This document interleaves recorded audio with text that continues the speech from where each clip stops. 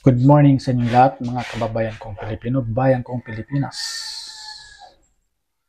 Kapon nagkaroon ng rally ang Davao City sa kanilang Candlelight Prayer Rally. So kahapon, nagsalita si former President Roa Duterte tungkol sa issue ng People Initiative. So yung sabi niya, 3 ways amending of Constitution, no?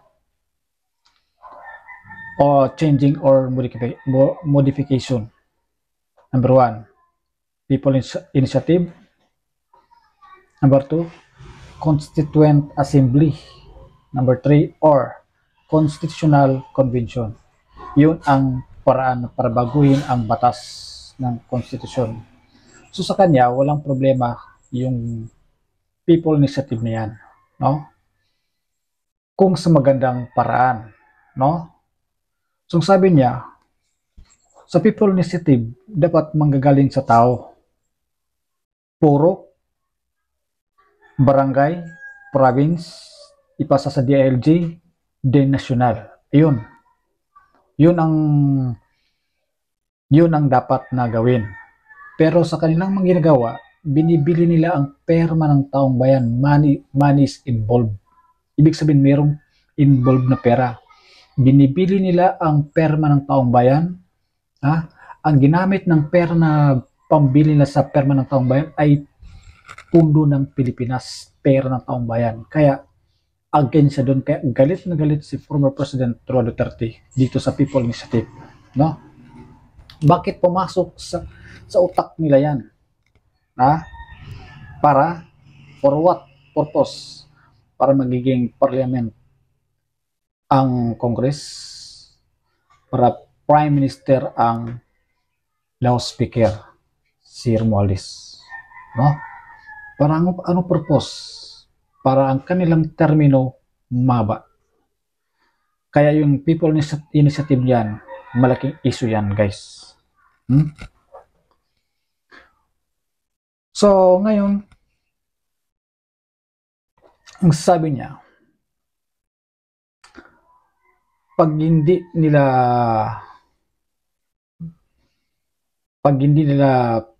pigilin yan, yung kanilang plano sa people initiative, magkagulo ang Pilipinas. Bakit? Sabi niya, sabihin ko sa military, sirain niyo ang Congress dahil usik-usik ang pera ng taong bayan. So, ito nga guys, ang kanilang pera na ginagamit na pambili ng pumirma ang tao kapalit ng ayuda, yung palang pera na ginagamit nila ay pera ng taong bayan. So, ibig sabihin, nag-usik-usik sila ng pera. Hindi naman nila pera yan, pera natin yan lahat. Pera ng taong bayan. So, ibig sabihin, talagang hindi maganda ang pamalakad ditong mga taga-Kongres. Sabi niya, kung ganyan ang problema, sabi niya, maghiwalay tayo, separate tayo. Dito kami sa Mindanao, dyan kayo sa Visayas, at dyan din kayo sa Luzon. So guys, hindi maganda ang kanilang pamaraan. Sa umpisa pa lang, binibili nyo ang perma ng taong bayan. Yan ang malaking issue dyan. So talagang si former President Roa Duterte, napipilitan sa magsalita tungkol ito sa issue ng people initiative. Kasi mga gahaman gusto mang manatili sa kanilang kapangyarihan. No? Gusto lang mahaba ang kanilang termino. Kahit sinong presidente nakaupo, sabi niya, walang ibang pumapasok kundi yung changes of constitution. Ano ang nakain nila? Maganda ang ating constitution, matibay, sabi niya. Parang bahay yan eh. Kasi tayo sa Pilipinas, democratic state tayo. Ibig sabihin, meron tayong eleksyon. Ang election is cleansing, sabi niya. Ano ibig sabihin ng cleansing? Baguhin. Kung sino nakaupo dyan, magpapalit ng papalit yan. Kasi Kaya meron tayong eleksyon. Siyempre, totoo naman, kung may nakaupo dyan na corrupt, next election, hindi na yan mananalo kasi alam ng mga taong bayan ay corruption. Kaya nagkaroon siya ng tinatawag, ay nakaupo dyan, mga corrupt, kailangan palitan yan. Kaya linisin yan, kaya tinatawag cleansing. Ayun guys, no? So sa problema sa Pilipinas, kapag nakaupo ang bilang presidente gusto baguhin ang konstitusyon, yun din ang isang problema sa Pilipinas. Kahit sinong nakaupo na presidente, kundi gustong baguhin ang konstitusyon yan. Ewan ko ano bang plano nila dyan, ano bang gusto lang baguhin, kundi walang iba guys, maba ang kanilang termino. No? Yan, sabi issue dyan kay, President, sabi niya, pag hindi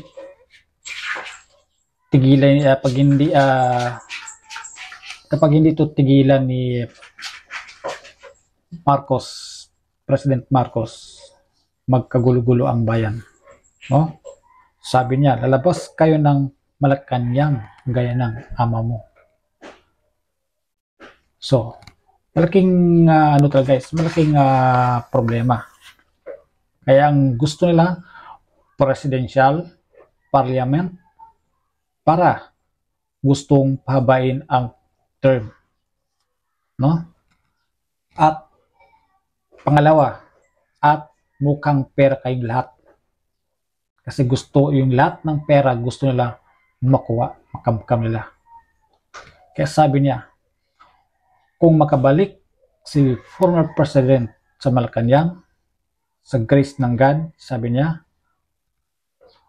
if grace of God babalik ako, arestuhin ko kayo lahat, mga taga-kongres. Sabi niya, busog kayo lahat, mga taga-kongres. Kasi yung pera ginagamit ninyo, yung inuusik-usik ninyo, sabi niya, is fraud, swindling. Hindi ninyo pera ng taong bayan. Kaya talagang totoo lang si former President Rodrigo Duterte ay talagang mapagmahal sa bayan. Mahal niya ang Pilipinas. Kaya masakit sa kalooban niya itong ginagawa ng nasa gobyerno natin ngayon, no? Ginagawang tanga ang mga taong bayan, bilhin ang kanilang kaluluwa sa People Initiative, bigyan ng ayuda. Siyempre ang mga tao ngayon, dahil sa kagipitan, talagang pumapayag mga yan. Pero ang sabi ni President Duterte, tanggapin ninyo yung pera na yan na binibigay sa inyo dahil pera ninyo yan. Yun. Kung may nakarating dyan sino pera na dahil sa People Initiative, tanggapin nyo yan kasi pera ninyo at pera natin lahat yan. Hindi yan pera ng mga taga-kongres. Kaya yan ang sabi niya, ang parliament galing kay Lisa at Romales. Bongbong Marcos, bangag noon, hanggang ngayon bangag pa rin. Kaya paano magkaroon ng magandang takbo ng Pilipinas dahil ang ating presidente is bangag. Tapos yung nagpakanang tong parliament, walang iba, si Lisa at saka si Romales. So anong gusto nila? Para pahabain ang kanilang term, para mahaba ang pangkukurap nila, no? So yun guys, malaking issue. Kaya hindi katanggap-tanggap itong ginagawa nila. Kapag ganyan daw ang ginagawa nila, yung pera natin inusikusig, kasi ang Pilipinas na-hemorrhage na. Sa anong hemorrhage? Na-hemorrhage ang Pilipinas sa pera kasi inuusik-usik ng mga taga-kongres. Tayo ang kawa, mga kababayan kong Pilipinas. Kaya guys, sa totoo lang, talagang masakit sa ating mga Pilipino, no? Masakit. Ginagawa tayong mga tanga, ginagawa tayong mga gago. Yung pera natin, pera ninyo, pera natin lahat, ginagamit na walang kwentang pamaraan. Magaman sa kapangyarihan, gustong amindahan ang People Initiative, gustong maaprubahan. Kaya gumagawa sila ng paraan, magbigay ng ayuda, tapos papirmay ng tao, binibili ang kaluluwa ng tao. Yun ang masakit. So guys, huwag tayo magpadala. Huwag, kailangan alerte tayo sa kanilang mga plano. So panoorin nyo yung video guys sa rally kahapon ni former President Candlelight Prayer. No? Panoorin guys ang video.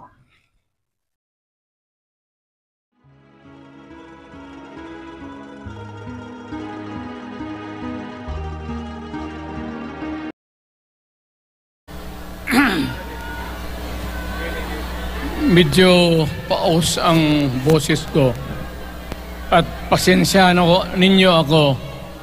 Maraming nasa utak ko papunta ako dito kung anong sasabihin ko. Puno kanina ang kaalaman ko. Ang problema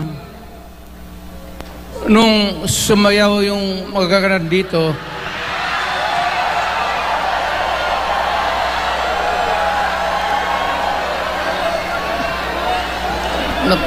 nakalimutan ko. Matanda na rin kasi ako.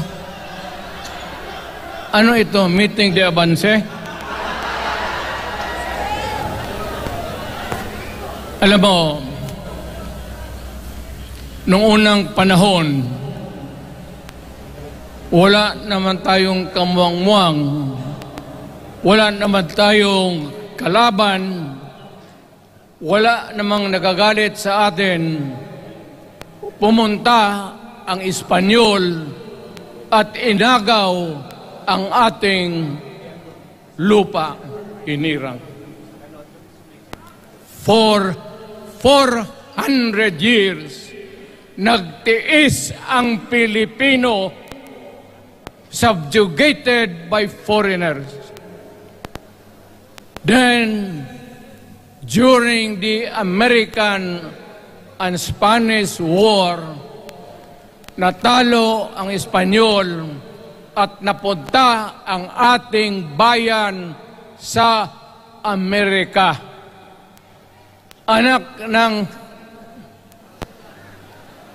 grabe ang tiis ng Pilipino, yung mga lolo natin, kung gaano na lang sila pinahirapan. Alam mo noon, kung hindi ka magsimba, ay may mga pare nandyan, they know the history of Christianity. Alam mo noon, kung hindi ka magsimba, 10 palo sa katawan mo. You doubt my... Ayan si Father Ibasco, Chief of Staff ko sa City Hall. Siya yung NPA leader doon sa Libungan, may plenum ang komunista. Itong mga sundalo natin, nandito sa harap ko, nahuli yan si Ibasco.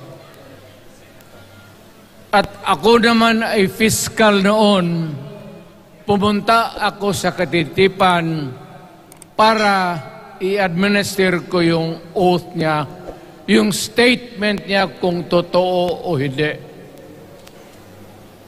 Pagkatapos noon, sabi ng mga sundalo, Piskal, papatay namin itong 2 pare. Father Tison Waray, pati si Father Ibasco. Bumaba yan sila sa Visayas para makiksapalaran sa NPA. Sabi ko, wag, kasi pare yan. Puta, alam mo, ang Diyos nandyan eh. Kung ito lang naman yan ang prinsipyo, iduluhiya, Hindi naman kriminal yan, kidnapper o pusher. Sabi ko, kulungin na lang ninyo.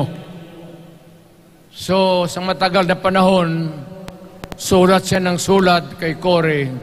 Eventually, na-release yan sila lahat, pati na ang asawa nila Quintanar, yung mga komunista, mga Esparo, nanggaling dito at naging uso sa buong Pilipinas, yung pagpatay. Wala. Barangay captain, konsehal, military, navy, police, puro may pamilya. Anak ka ng kakawalang kwenta yung ideolohiya. Kung hindi mo man lang mabinta sa mapayapa na panahon, so kinuha ko siya Chief of Staff, tapos umuwi siya sa Bohol, naging governor. Pare ito. Nandito siya ngayon, kasama tayo, at maraming salamat. You guys from other parts of the Philippines nagpunta rito para lang makipagduyog sa Bisaya, sumama lang sa ating, kung sabay tunong sa Tagalog, yung ating, the purpose of why we are here. Wala akong, no longer in politics. I am not a candidate. Nahirapan nga ako mag-akyat ng hagdanan. I am 80 years old. Hindi, 79 lang, pero hindi binibilang yan eh. Sabi malas daw. Sabi ng asawa ko, 80 na ako. O, sige, 80 na. Pero nung lumabas itong People's Initiative, okay man yan. Abogado ako. There are 3 ways of amending the Constitution.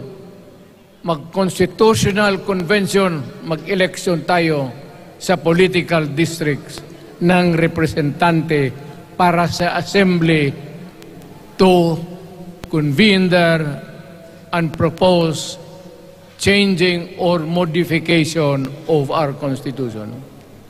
Itong People's Initiative, pati itong Congress, they would convert the Congress into a constituent body and propose the Constitution. Alinman dyan sa lahat, it will be submitted to the people for ratification. Ang problema dito, ako, Mr. President, Ma'am Lisa Araneta Marcos, hindi ninyo ako kalaban. Wala akong sinasabi ng masama.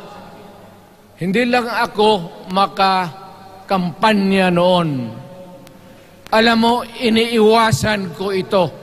Itong panahon na ito talaga ang iniwasan ko kasi mapipilitan ako ngayon magsalita laban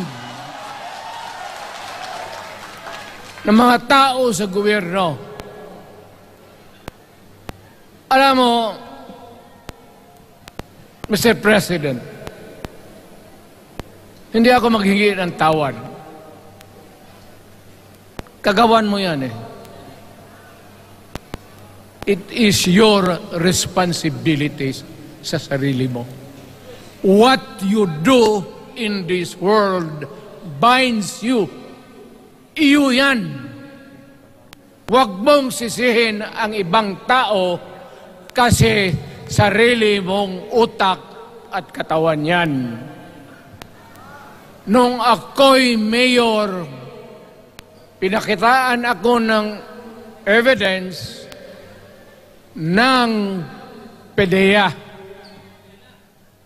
Doon sa listahan, nandoon yung pangalan mo.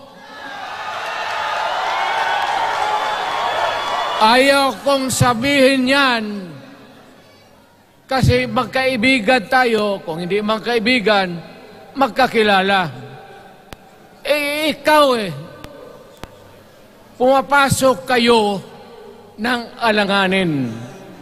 Mr. President, baka susunod ka sa dinaanan ng tatay mo.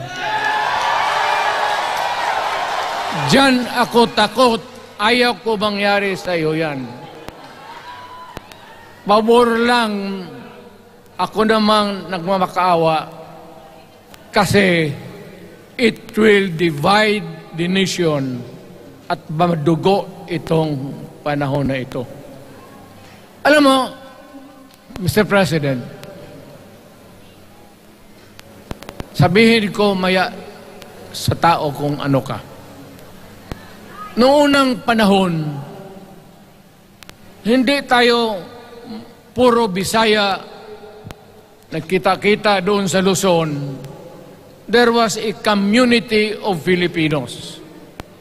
Galing Visayas, galing Ilonggo, galing Waray, galing Mindanao, galing Hulo, galing Lanao, Cebu, Samar, at Taas, Pampanga, Apare. Nagkita-kita yung mga minono natin. Kasi hinawakan tayo ng Espanyol, pati Amerikano. Nung dumating ang panahon na tayo'y nagkaharap na, sabi ng mga lolo natin, ano ang gawain natin sa bayan natin? Pwede ba tayong magbarangay-barangay lang o magkaisa tayo? Di na bale, iba-iba ang salita natin. It was agreed by the Filipinos then of all walks of life, Mailocano, Cebuano, mga taga Mindanao, they agreed to form a constitution. Alam mo, yung constitution parang bahayan sa tao. May poste. Sabi natin, magawa tayo ng magandang opisina where we can meet and talk about the destiny of this country. Doon, they agreed na yung malaking bahay, may poste, mga malaking poste, at may mga muebles at kwarto, living rooms and all. Ang usapan na from time to time, lumalaki na ang bayan at magdagdag tayo ng mga opisina sa mga opisyal. Maganda yun. Bahay yun. Mga sahig, nandyan lahat. The mesa, desks, chairs and everything. Wala tayong pinag-usapan na sirain yung bahay na yun. It was intended for posterity at inabot sa atin yung konstitusyon na yan. Although it was amended and modified, but it is still the fundamental law since 1935 hanggang ngayon. At what keeps in Ilocano, Bisaya, Waray, Moro, bakit tayo nagkaisa? Magkaiba ang salita natin, ang pagkain, iba. Ugali, iba. Bakit tayo andito ngayon? Dahil sa isang bahay.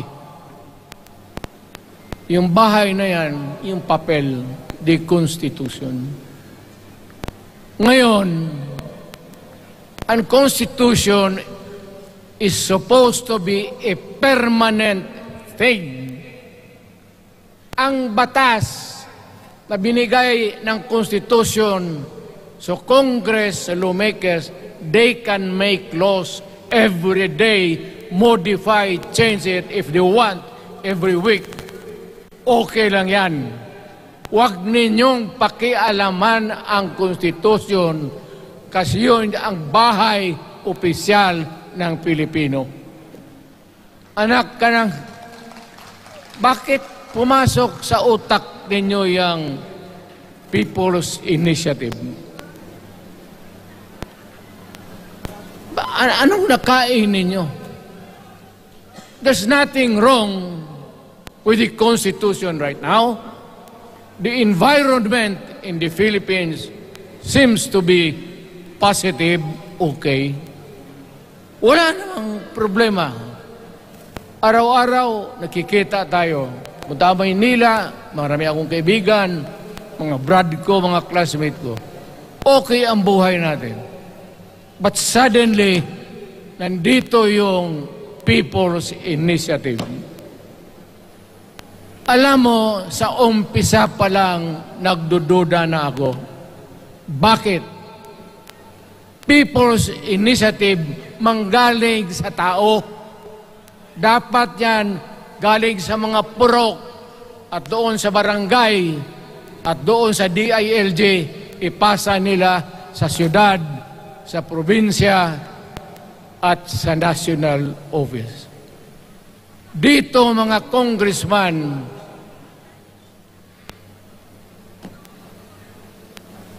alam ninyo,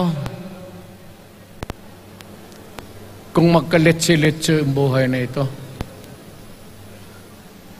sabihin ko sa military, sirahan ninyo yung Congress. Magastos, nagbabayad tayo, nag-usik-usik sa kwarta. Sige pamayad para People's Initiative. So, what is the motivation? Galing ba sa puso ng tao yung pinipirma niya? Hindi yung pirma yung petition para ito, kaming nagsipirma dito, pumayag na merong pagkaiba ngayon sa Constitution. Pirma lang, pati pera. Anong klase yung putang inang yun? Ganon na lang ang tingin ninyo sa Pilipino. Pagka ganon, maghiwalay-hiwalay na tayo. Kayong taga Luzon, pumunta na yan sa Mindanao, mag-declare na lang tayo ng independence separate. Bakit binababoy ninyo ang bayan natin? Ako naging presidente. Ako naging mayor. Ako naging congressman. Ang sinasabi ko sa inyo, putang ina.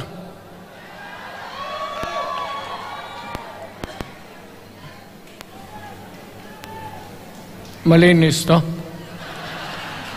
Baka ihi mo ito, ha?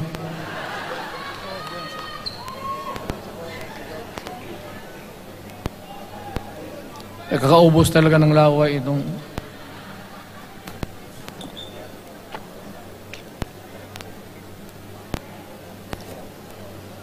What do you expect? The national government, particularly ang Malacanang, anong gusto ninyong response? Niwala kayong mga seminar na ganon. You never educated the Filipino people. You want the Filipino to remain ignorant para you can do what you want with the country. Yan ang totoo. Kasi ginagago ninyo para walang alam ang taong bayan. Well, kaming nakapag-aral, at may alam, kundi hindi katanggap-tanggap yung ginagawa ninyo. Sa umpisa pa lang, binibili na ninyo yung signature ng Pilipino. Yun ba ang People's Initiative? You know, national, provincial, city, munisipyo, then the barangay. Yan ang echelons ng power sa gobyerno. Hindi naman ninyo gigamit ang barangay at binigyan mo ng 20 milyones isa't isa sa kanilang mga congressman at binibili ang Pilipino. Alam ninyo kung ano yan? Kaluluwa ang ninyo ang binibili ng taong bayan. Hindi ako mapayag ng ganon. Nakapag-aral ako, hindi naman ako ignorante. Bakit ka mag-people's change? Ang problema ninyo, ganito. Hindi pa, pauna. Ang malas ng Pilipinas, every president, almost all, pag naupo na dyan sa Malacanang, walang ginagawa kung mag-isip ang mga putang ina kung paano pahabain ang termino nila. That's the problem. Bakit ganon kayo? Ang demokrasya may eleksyon. Para naman, tignan ninyo, Presidente Osmeña Bisaya, ang napaalaala ko pa, Garcia Bisaya, then Magsaysay Ilocano, then si Quirino Ilocano. Ganon dapat. Ang eleksyon is a cleansing process. Gumagalaw yan, huwag mong pigilan. Ngayon, kung ikaw nandyan, naupo ka, you stop the process of governance, hintuin mo, kasi pahabain mo ang termino, gusto mo. Sabi ko nga sa iyo, Mr. President, kaibigan kita, Bingbong. Pag pinilit mo ito, lalabas ka ng Malacanang kagaya noong panahon na pinalayas kayo.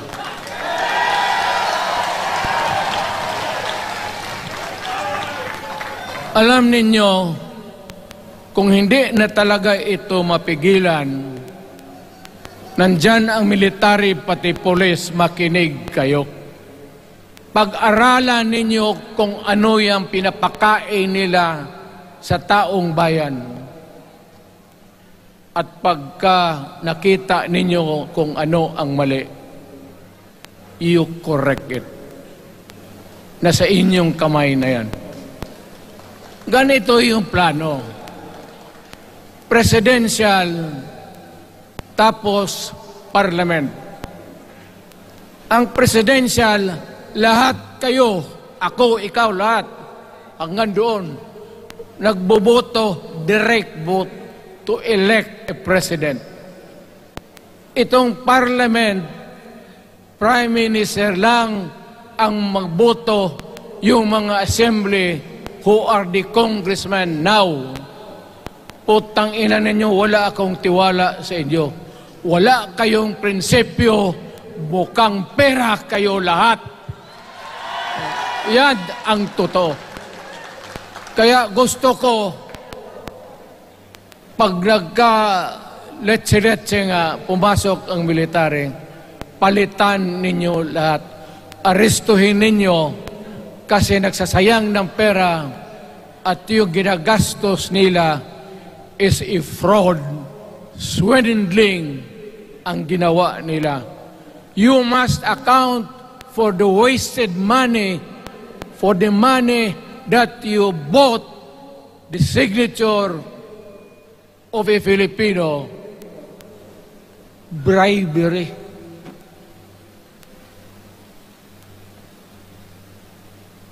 magdasal lang kayo. If by the grace of God, mabalik ako,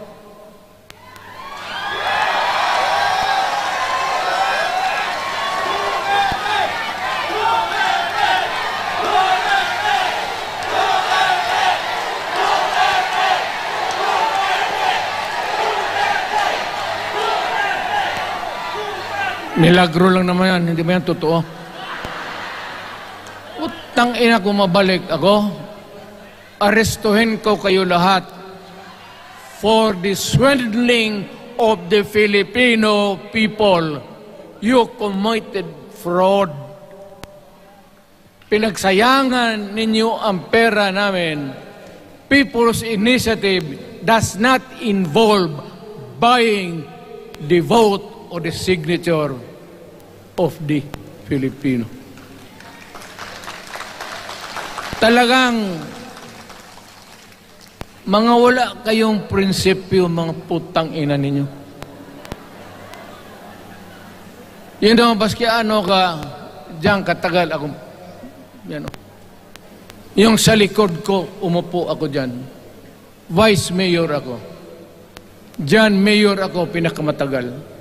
Naging congressman ako. Presidente. Kayo, nagpasok sa Congress, eleksyon, nanalo, Seiko.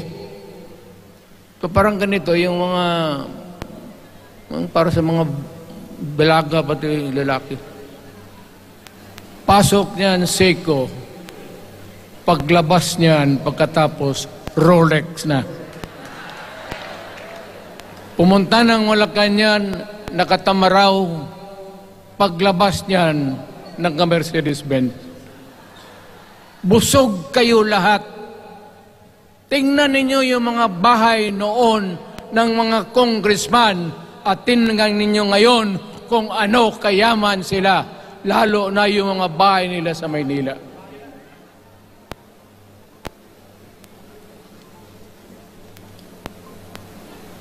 Wala kayong masabi sa akin. Alam mo bakit diretsahan ako magsalita? Ninipahat, wala ako. Paglabas ko sa Malacanang, lipad ako dito. Pumunta ako sa bahay ko para mag-retire. Ayaw ko sanang bumalik. Ayaw ko na. Matanda na ako. Putang ina, napapandol lang ako dyan eh. Kaya lang, marami akong magandang naisip kanina papunta dito. Kaya yung sumasayaw lang kasi yung mga ale. Nabakante tuloy, nakalimutan ko kung ano ko nang tang ina. Huwag kayong magpaloko. Alam mo, Parliament, ang ambisyon niyan, karamihan galing kay Lisa Marcos pati kay Romualdez. Bongbong bangag yan.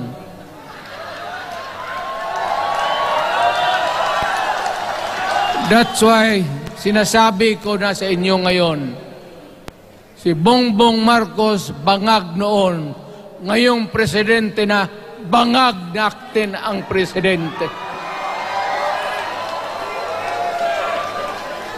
Kayong mga military, alam ninyo yan. Lalo na yung nasa Malacanang.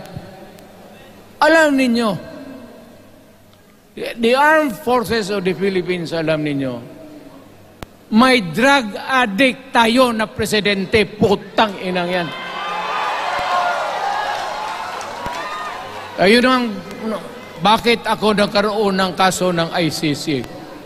Sabi nila, pinapagpatay ko raw yung mga drug pusher at drug addict. Mabutit na lang, wala na ako sa pwesto, baka kasali ka pa. No, Mr. President, pinilit ninyo kami. Kayo yung sa Bisaya, kinikitoy mo yung Pilipino. You are testing the waters. Not even. You are, pushing to the limits ang pasensya ng Pilipino. Wag mong gawin yan. Wag mong gawin yan, wag mong ituluyan kaya magkagulo. Pag hindi namin napilitan kayo sa mga rallies, sa aming mga boses, ang sentimento namin, ako'y sinasabi ko sa military, nag-hemorrhage ang bayan, gastos dito ng gastos doon. Tapos kung mag-speech, ang pinag-usapan ang putang inang pobreng Pilipino. Gastos dito, gastos doon. Mga military, maawa kayo sa bayan. Pag hindi namin kaya, gawin na ninyo. Gawin ninyo, kawawa ang Pilipinas. Alam mo, Presidente, tapos mag-parliament, tumatakbo ng assemblyman o congressman niya si Sandro, tapos ipasok nila sa assembly, gawain nilang prime minister. Yan nga ang sakit ng Pilipino. You want to perpetuate yourself in power at the expense ng buhay ng bayan. Mabuti sana kung bright kayo. Kung drug addict ka lang naman at may asawa kang hungry for power, tapos may isa itong taga Leyte, gusto siyang mag-prime minister at gawin niya itong bongbong, diyan ka lang, ako ang bahala. Ceremonial president ka na lang. Ako na ang magpatakbo ng bayan sa parliament. Yan ang plano nila. Yan ang hindi talaga matanggap natin. Kalukuhan niyang putang ina yan. Huwag kayong... Alam mo, bakit ako makipag-away ng presidente? Marami siyang sundalo. Kaya natin, kayong pumalag, pero there is always a time for everything.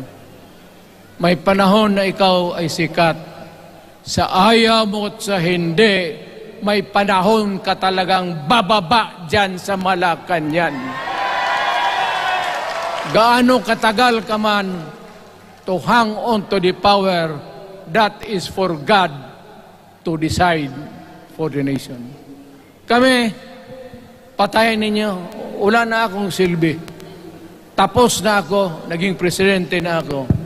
Nakatikim na ako ng pag-upo ng silya dyan sa Malacanang. Ganoon na lang ang ang alaga ko sa bayan. Alam mo ba, tanungin mo yung lahat ng senador, magbisita sila, isang kanin, isang pork chop o isda, sabaw. Noong panahon ko, sabi ko, yan lang ang mapakain ko sa inyo. Walang steak kasi mahal yan. Hindi natin pera itong kinakain natin. Yan ang totoo. Magtanong kayo ng taga-Malacan dyan. Hindi ako nagpabibida. Sinabi ko lang, huwag ninyong kalimutan, Mr. President, ang delikadesa. Mahirap yan. Magkaroon tayo ng... Ngayon, wala naman, yun naman lang ang dapat lang pagpintuhan natin. Huwag kayong pumayag dyan. Binabastos kayo. Anong bakit? Bakit nadalhin tayo sa parliament? Anak ka na. So pag doon, kontrolado na nila, pati yung anak na assured na maging... Yan nga ang mahirap eh. Lahat na maging presidente, ang pamilya nila, walang inisip kung hindi paano titira dyan hanggang sa matapos ang panahon. May I remind you, itong election, papalit-palit ito. Para sa lahat, mayroong Ilocano, may Bicolano, may Bisaya. Hindi mo pwedeng suluhin yan.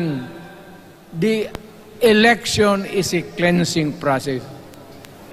It does not, it's never the intention of the whoever wrote the Constitution na ikaw, isang Pilipino, taga-Paway, taga-Batangas, taga-Davao, ikaw, Rodrigo Duterte, nandiyan ka na, huwag ka nang umalis. It was not the intention of the lawmakers. Demokrasya tayo, Mr. President. Huwag mong kalimutan na isang term ka lang pagkatapos bababa ka na. Pag ayaw mong bumaba, utang ina magkagulo ang bayan, sabihin ko sa inyo. Ngayon, nakikinig kayong mga military. Gusto ninyong iwasan ang dugo? Kayo lang ang makapigil nito. Putang ina, pigilan mo yung kalukuhan na yan. Pagka hindi itong rally na ito, it will multiply all over the Philippines and there will be trouble. Kami ako ang nauna kasi galit ako. Dumaan ako ng presidente. Not even for a minute did I think or was thinking of extending my term even for one day. Nung natapos ako sa araw na yon, bumaba ako, sumakay ako, lumipad ako dito sa Davao. Ikaw, Mr. President, hintayin mo yung 6 years, kalimutan mo na yung kay Romualdez, kasi yan ang magpahamak sa iyo. At maraming magagalit sa iyo, pati na ang militar. Kaya hindi na ako magtatagal. Yun lang ang dasal ko. Reject. Protect the Constitution. I am calling now the armed forces and the PNP. Protect the Constitution. Trabaho ninyo yan. Huwag ninyong kalimutan. Kami, inyong dapat, you should worry about the nation. The millions of Filipinos. Huwag kayong mag-isip lang ng isang pamilya. Putang ina. Ilagay ninyo sa utak ninyo yan. Bahala kayo. Balang araw, magsisihan. Pero kasi umuulan naman, hindi ulan. Hindi, shower lang yan doon sa Malacanang, ginagawa nila, pasirit doon.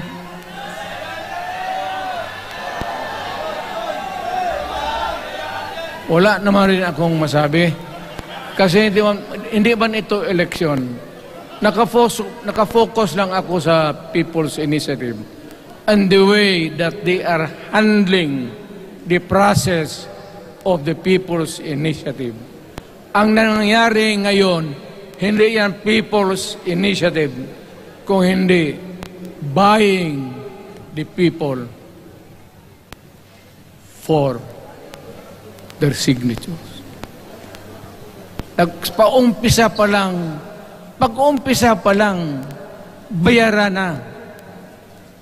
At maniwala ka ng konstitusyon, lalabas yan maganda, kung pira-pirahin lang tayo. Balang araw, wala na ako sa buhay. Maybe 10 years, 5 years from now. You might want to change some provision. Yung sabi nila, the usual excuse is economic provisions lang ang aming pakialaman. Putang ina, huwag kayong maniwala dyan sa mga yawa na yan. Puro kasing sinungaling ang mga ulol Alam mo, pag nagtawag ka ng Constitutional Convention through People's Initiative or when you open the Constitution, hindi mo pwedeng limitahan ang powers na yan. It's unlimited. Kung ano ang gawain nila at kung ano ang utos ng may pera, kung bayaran sila, ipagbili talaga tayo. Ipauhanin na lang ako, nagkangi ako ng may mga congressman dito. Ito yung matitino. Nandito si Congressman Alvarez. Pumunta talaga siya. Hindi man kasi niya ako hinayaya. Kapupunta sana ako ng Tagum. Para lang Ako galit talaga. Bakit po putang ina? Sige. Bakit? Bisaya pa makumutan ko na imong naong. Magharap ka sa akin, ganoon ko yung mukha mo. Bakit? Bakit bigyan mong problema ang Pilipino? Ano ang kasalanan ng Pilipino at gumagastos kayo, binibili milyon ng milyon, kayong mga congressman, putang ina, istapa yan. Swindling yan. Kaya sabi ko, by stroke of faith, nabalik ako dyan sa Malacanang. Kayong lahat, kagaya ng Marcelo, ng tatay mo, Bongbong. Kayong lahat, congressman, nandoon kayo sa Krami. Ipasok kayo ng 2 taon para leksyon ninyo. Hindi ka maleksyon ng kalukuhan ninyo. Wala.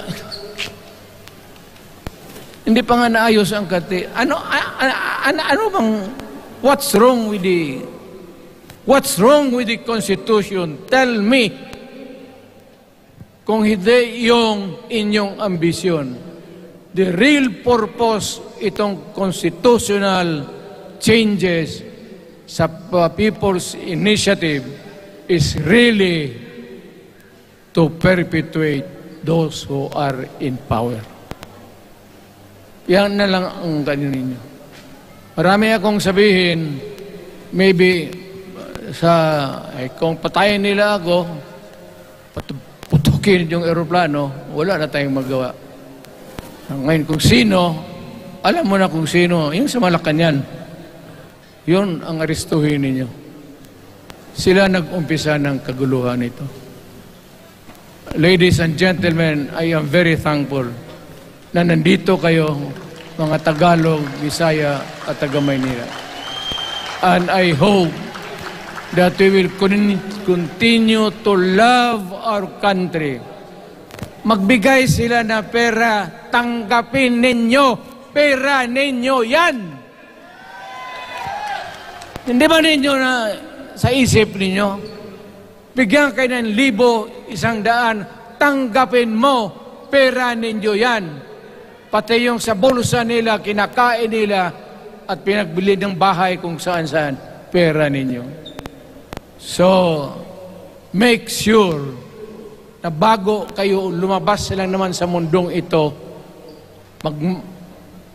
may panahon lahat, mamatay tayo. Mag-iwan kayo ng isang prinsipyo.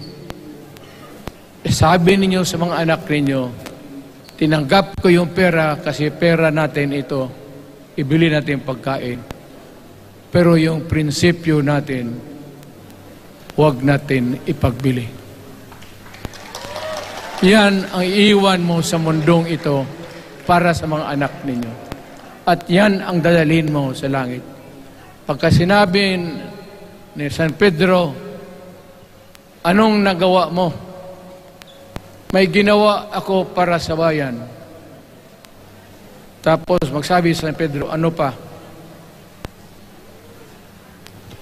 Yung mga ibang bagay na ginawa mo, mga kasalanan, mga kabit, ganon.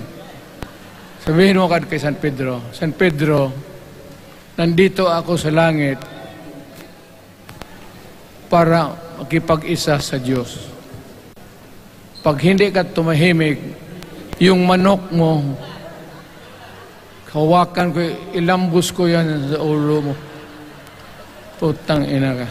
buksan mo yung puwertahan at papasok tayo, magkita-kita tayo sa langit. Lahat kayong hindi nabili, sigurado ako, langit kayo. Kaya basing anong kasalanan ninyo, okay na yan. May guarantee na kayo yung passes. Mahalaga yan as a matter of principle. Prinsipyo sa tao. Maraming salamat po.